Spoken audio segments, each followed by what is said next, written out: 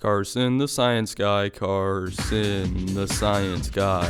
Carson, Carson, Carson, Carson the science guy.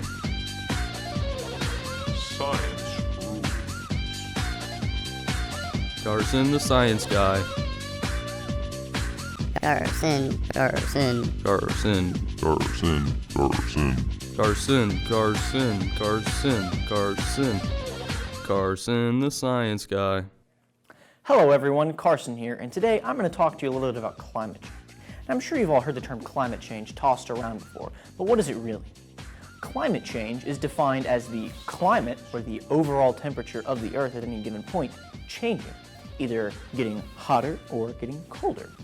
Now, in most of the things that you might hear on the news or on the internet these days, they're talking about the global temperature rising a couple of degrees. And this may not sound bad, but you have to consider that you, viewer, are used to the temperature of your home or your city. That is an isolated incident. This is the entire global temperature. Climate change doesn't have to be global warming. It could also be global cooling.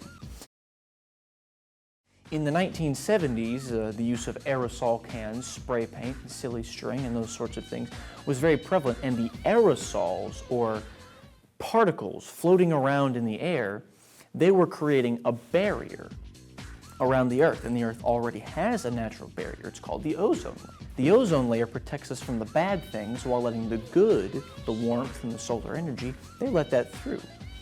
What those aerosols were doing was they were adding to that, and it was becoming too thick, and there were concerns of global cooling. It wouldn't let enough heat in.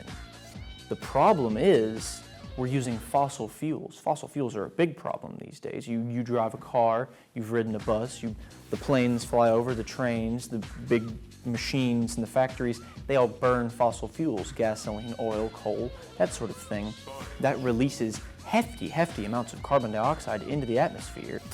It is filtering up into the atmosphere, and it is creating almost like a one-way mirror.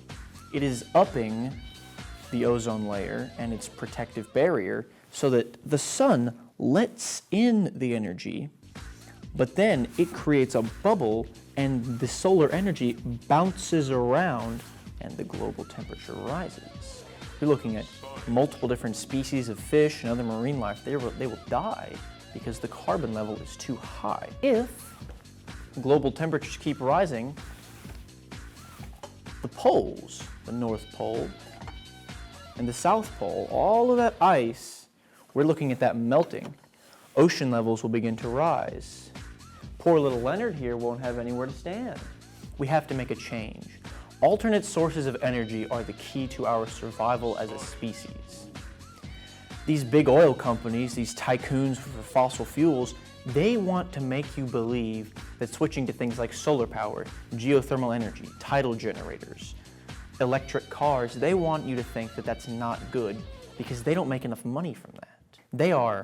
They're renewable, they're more effective, they are infinitely cleaner sources of energy, but if we don't do something now, it's going to be too late. The damage will be irreversible, and you can say goodbye to pretty little Mother Earth here. Kids grow up in the beautiful Earth that you know and love today, or in a dystopian future where climate change has ravaged the planet. There's nothing left here. My question to you, 2020 presidential candidates, what are you going to do to stop climate change? It doesn't take a scientist to see that climate change needs a solution fast.